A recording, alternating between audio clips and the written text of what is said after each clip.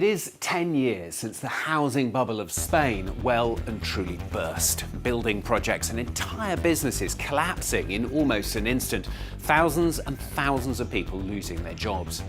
For 15 years, the country had experienced an incredible economic and housing boom. House prices rising over 40% just in the last 4 years. But then they began to drop, and at the same time came the huge global economic crisis.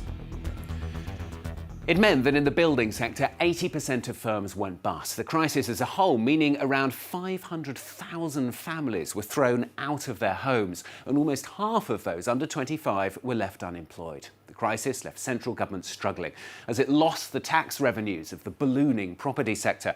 The Prime Minister announcing a huge austerity plan, including a 5% cut in public service salaries, a pensions freeze, and the removal of support for parents.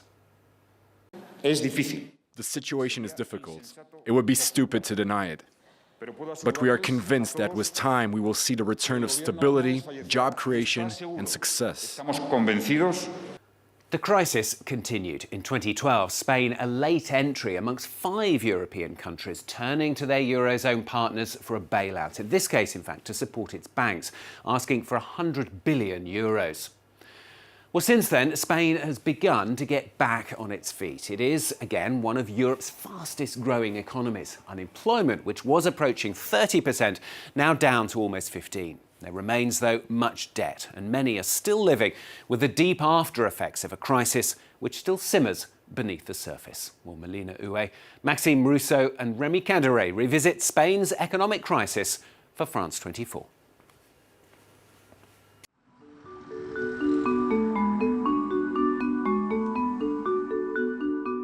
We're at Seseña Nuevo, a district 40 kilometers outside Madrid with 10,000 residents. It looks like a model city. Schools, public transport, shops, and estate agents.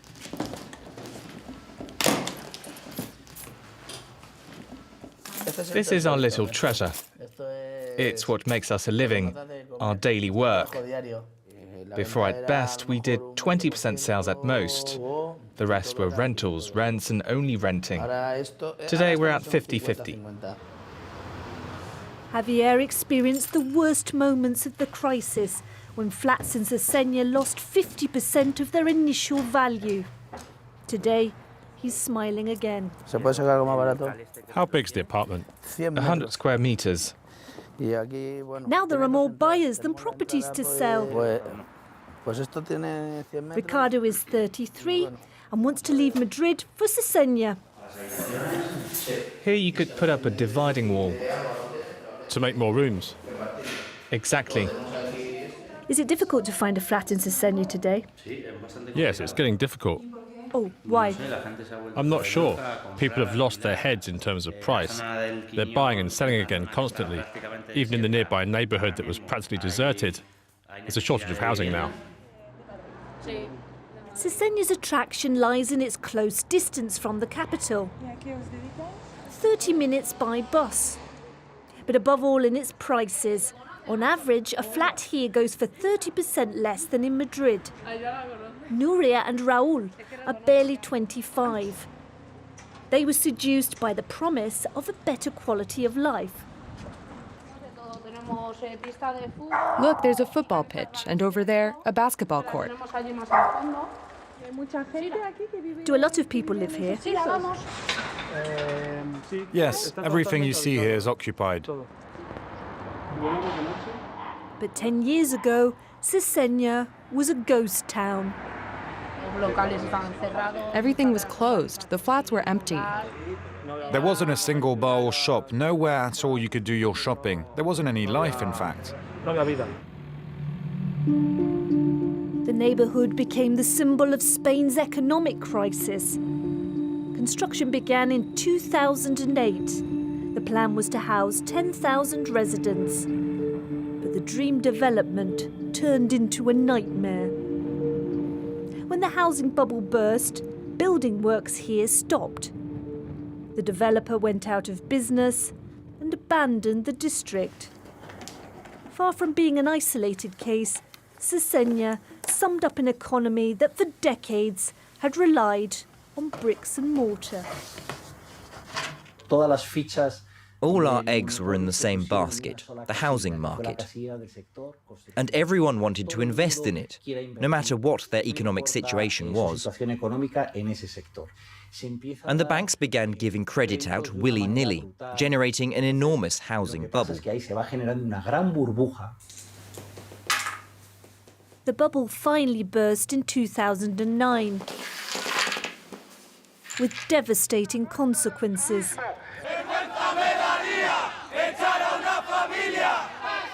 2012, every single day in Spain, more than 500 families are thrown out on the street.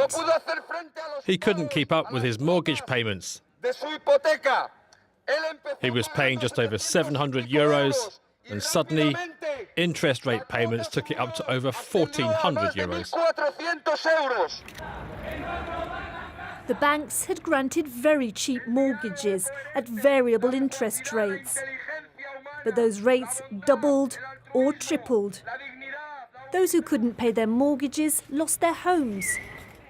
A total of 1 million people in the crisis. In 2013, the unemployment rate in Spain hit 27%. Half of young people were jobless. To give you an example, between 2008 and 2011, 3.5 million jobs were destroyed and 170,000 companies shut up shop. The fact that many people ended up unemployed became a national tragedy. That's what fueled the anger of thousands of citizens against the political class and the institutions. Many Spaniards have turned their backs on their traditional political parties, leading to the emergence of new political personalities. In 2010, Ada Colau, current mayor of Barcelona, was still unknown to most local residents. She was the spokeswoman for a group formed to block evictions. What are you going to do there? We're going to check how Luis is getting on, and then we're going to see whether the police are going to evict him or not. 8 years later, Ada Colau is a hero to many.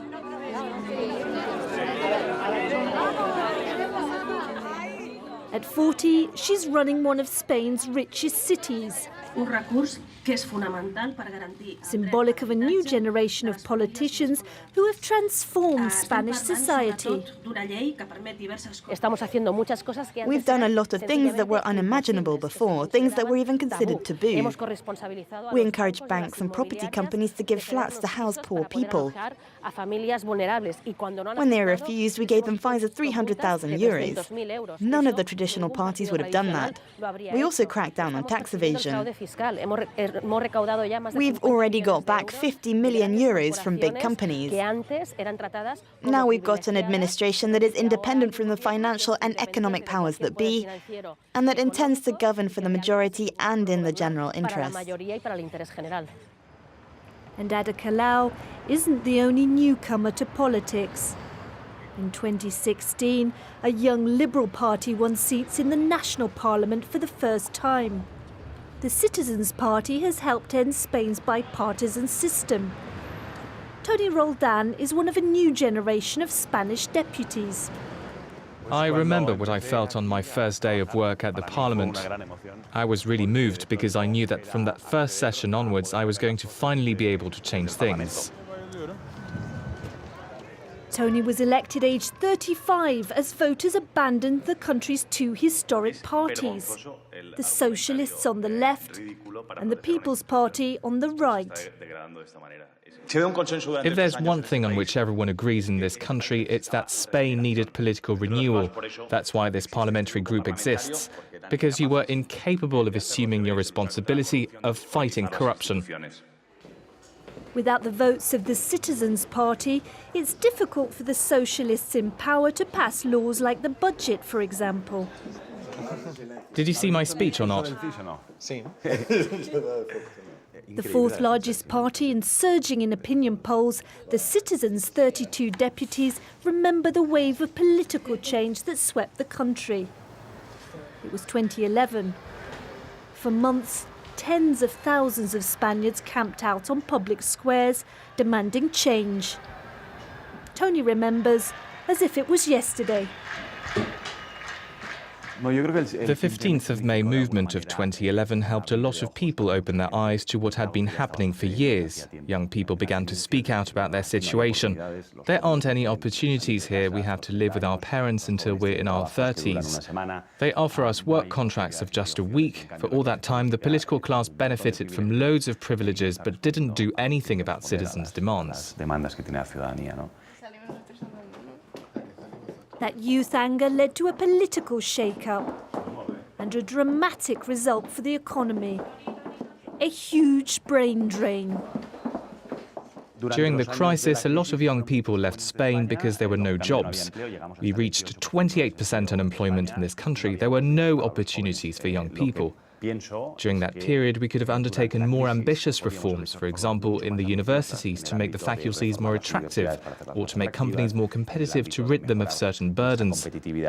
We could have created a more dynamic ecosystem to attract talent back. You can't do that by decrees or by saying they're all going to come back. In September, the socialist government tried to launch a national plan to encourage talent back to the country. The goal: to bring back 1 million Spaniards who left during the crisis. But while waiting for the plan to be implemented, associations decided to make a head start.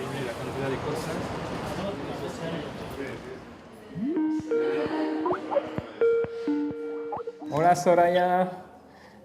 ¿Qué tal? Soraya set off for England to find work and now dreams of just one thing: returning home. She's turned to an association to coach her, Volvemos. Have you been looking for an opportunity to come back to Spain for a long time? For a really long time, I've been thinking about when and how I can come back. But I keep putting it off because I know that when I return, I probably won't have a job at the level I want. Sorry, I get emotional every time I talk about it. I see that. Don't worry, it happens a lot. The overriding mentality of this new wave of immigration, quite a recent one, has been, I'm leaving to be able to live, to be able to make a living, not to learn a language or discover a new country. No, it's been, I haven't got a choice. I haven't got a choice, so I've got to leave. For the last 2 years, Volvemos has helped 600 qualified Spaniards return to Spain, like Ana. Aged 28, Ana is a computer programmer. So tell us how it's going. Really well, in fact. I'm really happy with my new job. Thanks to Volvemos, she's been able to return home after 4 years abroad. I spent 2 years in Belfast and 2 years in Dublin. I wish her all the happiness in the world, and that she hires a lot of repatriated people like herself, so she can experience the same thing.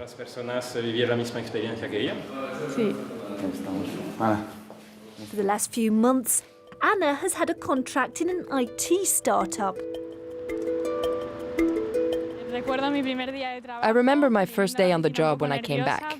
When I arrived at the office, I was a bit nervous, but also excited to see how the place was, to meet my colleagues, and to see what it would be like to work in Spain again.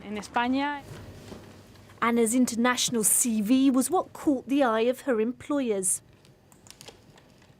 The great advantage of my time abroad is that now I feel much more comfortable speaking English. I've got international experience, and I'm used to working in a team with foreigners. I've got a more global vision than I would have if I'd stayed here. Unemployment has fallen in Spain. But that has happened at the cost of employment rights. The labour law underwent a complete U-turn. That has, of course, helped make the economy more flexible, but it's also cut salaries and costs.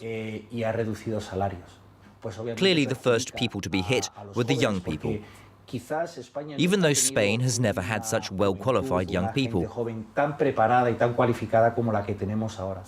The challenge for this government and future governments is to bring salaries in line with the skills and talent that we have today.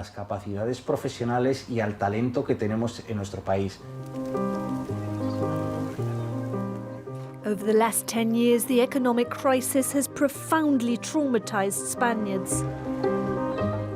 What lessons have they learned? And how do they see the next 10 years? Purchasing power has to go up.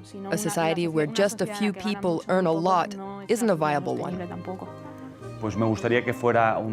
I'd like Spain to be a world leader that attracts talent and creative people, for our young people to have faith in the educational system. In short, for this to be a land of opportunity.